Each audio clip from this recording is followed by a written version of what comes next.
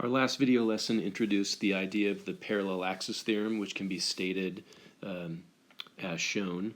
Any new rotational inertia in other words, through a new or different axis, as long as that axis lies parallel to the original axis, and as long as the original axis was one that passed through the center, can be calculated according to this equation. The new rotational inertia is equal to the rotational inertia if the object were rotated about its center plus some additional value md squared.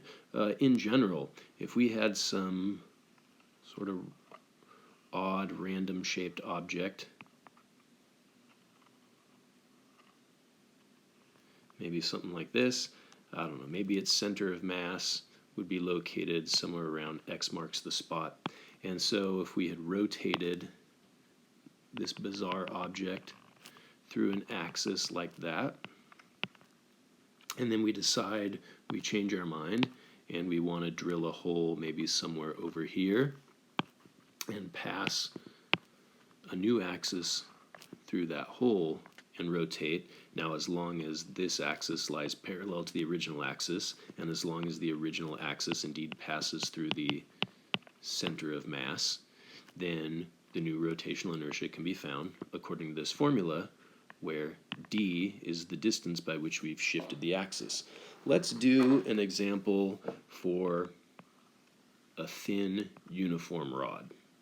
So this goes way back to an earlier lesson that you saw in the beginning of this unit of study. I think this was one of the first cases in which we derived an equation for rotational inertia. We pictured a rod as a collection of a bunch of little bits of mass we call dm.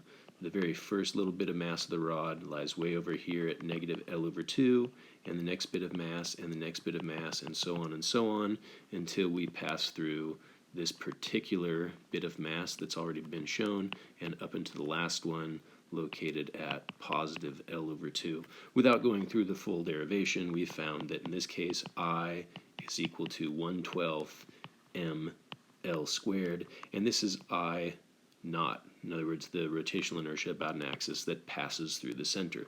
Now, we did the derivation again, and we started from scratch, and we said, okay, what if the axis is over here?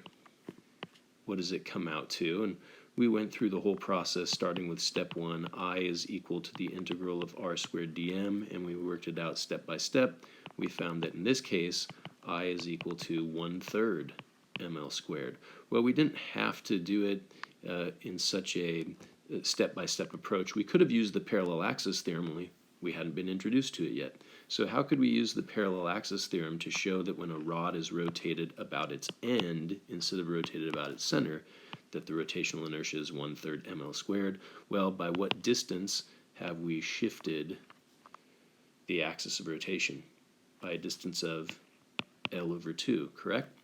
So the new rotational inertia should be equal to the original rotational inertia plus md squared, L/2 quantity squared. Or in other words, I, for the rod rotated about its end, should equal 1/12 mL squared, the original rotational inertia in the case of being rotated about its center, plus, let's see, the 2 gets squared, the L gets squared, so we have 1/4 mL squared. So we need to go common denominator. 1/4 is the same thing as 3/12. So I think we have the rotational inertia for the rod rotated about its end is equal to 1/12 plus 3/12, which gives us 4/12 mL squared. And you see that 4/12 is indeed 1/3. How about that?